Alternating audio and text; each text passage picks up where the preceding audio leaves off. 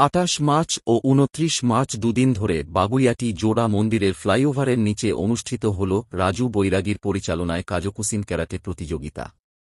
রাজ্যের বিভিন্ন জেলা থেকে আসা অভিভাবক ও কর্মকর্তারা মুগ্ধ হন বিধায়ক অদিতি মুন্সি ও দেবরাজ চক্রবর্তীর এই স্পোর্টস কমপ্লেক্স দেখে।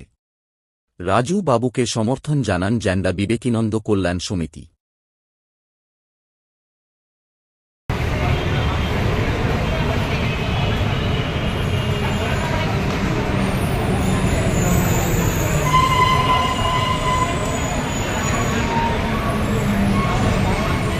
ট্যাংরা বিবেকানন্দ কল্যাণ সমিতির সাপোর্টে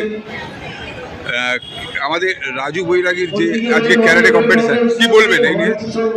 আজকে যে ক্যারাটে কম্পিটিশন হচ্ছে, কি বলবেন?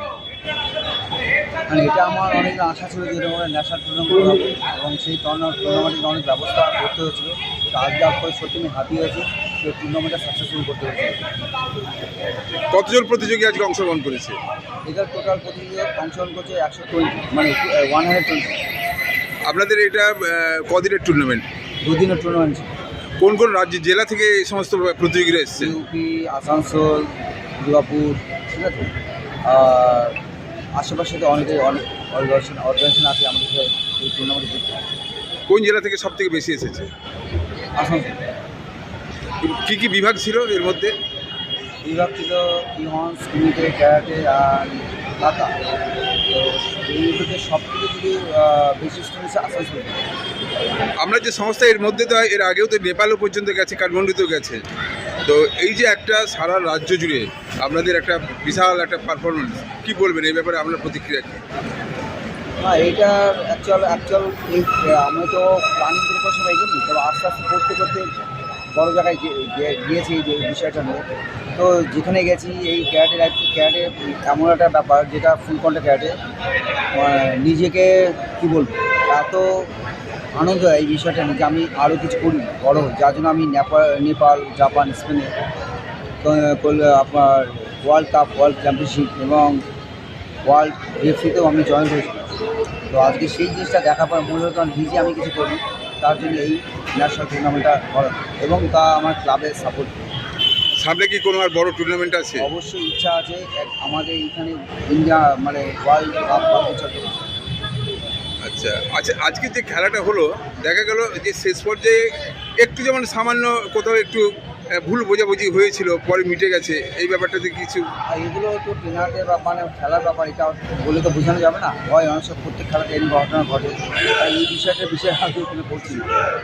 আপনি বিবেকানন্দ স্পোর্টিং ক্লাব, বিবেকানন্দ কল্যাণ সমিতি যেভাবে আপনাদের সাহায্য করেছে, এই ব্যাপারে তাদের কর্মকর্তা আমি খুবই আমার বন্ধু ক্লাব আমার পাশে থাকে, সবসময় কিছু বললে ওরা আমার পাশে দাঁড়ায়। এটা একটা ক্লাব মানে হেল্প, কিন্তু এই ক্লাবটা সবসময় সব মানুষের পাশে দাঁড়ায়, পিছনে করে যাওয়ার কোনো স্বার্থ চায়। আর এই যে স্পোর্টস কমপ্লেক্সে খেলাটা হচ্ছে, এর জন্য আমাদের বিধায়ক অদিতি মুন্সি এবং দেবরাজ চক্রবর্তীকে খুব আমি ওনার কাছে মানে এতটাই কী বলবো, উনি এতটা মানে এই জায়গাটা সুযোগ করে দেওয়ার জন্য আমি সত্যি ধন্যবাদ যে উনি আমাকে এই জায়গাটা দিয়েছে খেলার জন্য।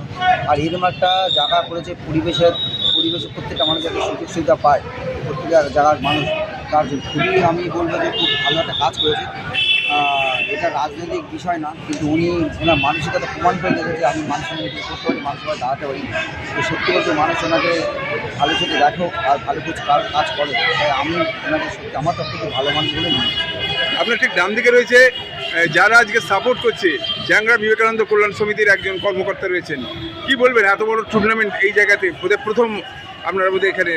না, আমরা রেগুলারলি রাজুদাকে সাপোর্ট করি, আমাদের ক্লাবের সদস্য, অন্যতম সদস্য কর্মঠ, ঠিক আছে। ওনার উদ্যোগেই এই সমস্ত যে প্রোগ্রামগুলো হচ্ছে খুব ভালো। আমরা ভালো প্রোগ্রামে সবসময় সাহায্য করে থাকি এবং নিরলস চেষ্টা আমরা কিছু গেস্ট এসছে বাইরে থেকে, যারা দুদিন ধরে এখানে রয়েছে, তাদের থাকার ব্যবস্থা এবং এই যে জায়গাটা দেবরাজ আমাদের করে দিয়েছে, মানে আমাদের বলতে গেলে আপামর জনসাধারণের জন্য এটা ফ্রি অফ কস্ট, শোনা যাচ্ছে ফ্রি অফ কস্টে এটা মোটামুটি দিয়ে থাকে।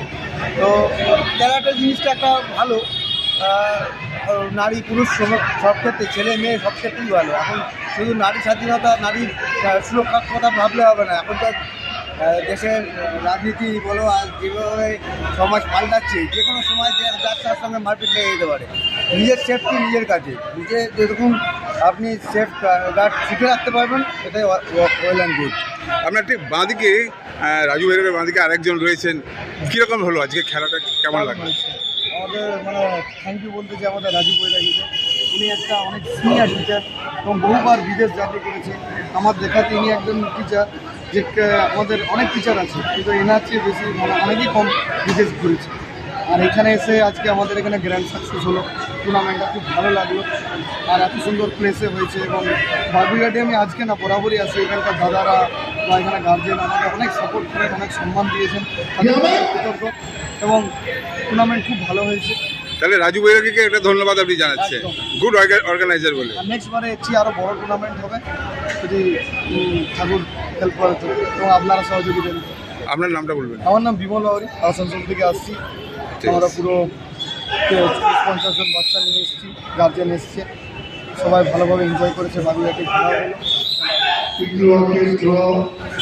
বলতে চাইছিলাম যে আমার বন্ধু হতে পারে ক্যাটে মানে লাইনে দূরে আছে, কিন্তু আমার তো ছোটো হয়, কিন্তু বন্ধু হিসেবে একজন সময় ও আমাকে সমস্ত দিক দিয়ে মানে যে কোনো বিষয়ে হেল্প করার জন্য এগিয়ে আসে। সে কতটা পারো না বা এর টকিং পাওয়ার বা এর বডি ল্যাঙ্গুয়েজ যে আমি করবোই তোমার বা তুমি আমার পাশে দাঁড়াবো, তুমি আমার সাথে দাঁড়াবো, এই জিনিসটা আমার খুব ভালো লাগে।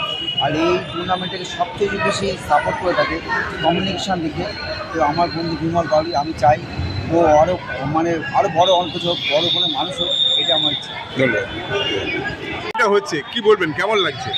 খুবই ভালো, স্যারেরও অনেক ডেডিকেশন আছে স্টুডেন্টদের উপর। প্রপার এই টুর্নামেন্টে অন্যান্য অনেক জায়গা থেকে পার্টিসিপেন্টরা, কালকে জুনিয়রদের ছিল, আজকে সিনিয়রদের। আজকে সিনিয়রদেরও দেখছি প্রচুর ডেডিকেটেডলি এরা শিখেছে এবং এদের উদ্যোগতাটাও অনেক বেশি। এবং সবাই পার্টিসিপেন্টরা খুব এনজয় করছে এবং স্যারেদেরও অনেক ডেডিকেশন। আপনার নামটা বলুন? আমার নাম জয়দীপ রায়। রাজু বৈরাগীর নেতৃত্বে আজকে এই যে বাগুইহাটি স্পোর্টস কমপ্লেক্সে এরকম একটা ক্যারাটে কম্পিটিশন হচ্ছে, কি বলবেন? না, টুর্নামেন্টটা খুব ভালো হচ্ছে। কারণ হচ্ছে এখনকার দিনে প্রত্যেকটা ছেলে মেয়েকে কারাটে শেখা প্রয়োজন বা দরকার, বিশেষ করে মেয়েদের ক্ষেত্রে। রাস্তাঘাটে তো আপনারা চলছেন, দেখছেন কীভাবে অত্যাচারিত হচ্ছে মেয়েরা।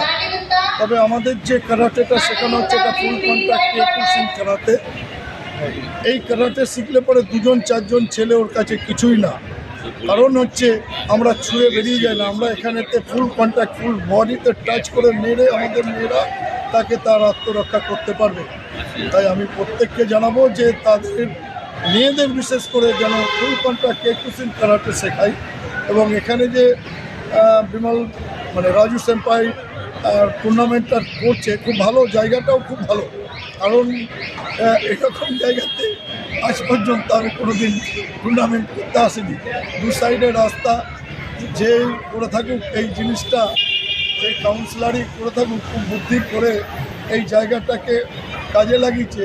কারণ এইসব জায়গাগুলো ওয়েস্টেজ হয়ে পড়ে থাকে, কারণ হচ্ছে এইসব জায়গাগুলোতে গাড়ি পার্কিং নাইলে পরে ঝুপড়ি করে রেখে দেয়।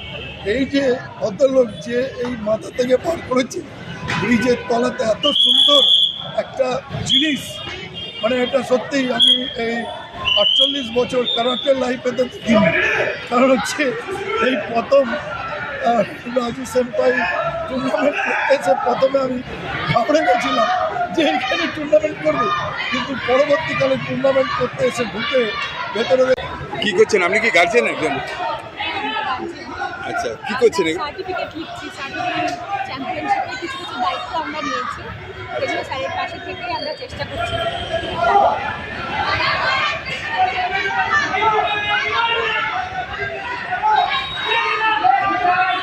আমাদের কাছে আরেকজন এসেছেন অর্গানাইজার, আজকে যে ক্যারাটে টুর্নামেন্ট হচ্ছে, কীরকম লাগলো আপনার? খুব ভালো টুর্নামেন্ট, আমাদের সেন্সাই যে টুর্নামেন্টটা অর্গানাইজ করছে খুবই ভালো লাগছে।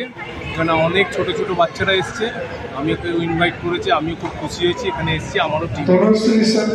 বর্তমান ভারতবর্ষে এই টুর্নামেন্ট কতটা প্রয়োজন আছে? বর্তমানে আমাদের মনে হয় সমস্ত স্টুডেন্টদের এই মার্শাল আর্টের ডিসিপ্লিনটা ভীষণ শেখানো, এটা অন্যান্য গেমসের মধ্যে হয় না, এটা মার্শাল আর্টের মধ্যে পাওয়া যায়। বিশেষ করে এখন বর্তমানে ফাস্ট ফুডের অবস্থায় ছেলেমেয়েরা যেভাবে শারীরিক পরিবর্তন হচ্ছে, এখানে খেলাধুলো না করলে সে ছেলেদের আর মানসিক এবং শারীরিক দুদিক দিয়ে অসুবিধা হবে। শুধু পড়াশোনা করলে হবে না, আমাদের সঙ্গে শারীরিক চর্চাটা ভীষণ প্রয়োজন, যেটা একসময় আমাদের এখানে ছিল। বর্তমানে মোবাইলের যুগ এসে গিয়ে বিশেষ করে ছোট মেয়েদের ছেলেদের এই জিনিসটা আস্তে আস্তে কমে যাচ্ছে। এর মধ্যে ইনভলভ হওয়াটা ভীষণ দরকার।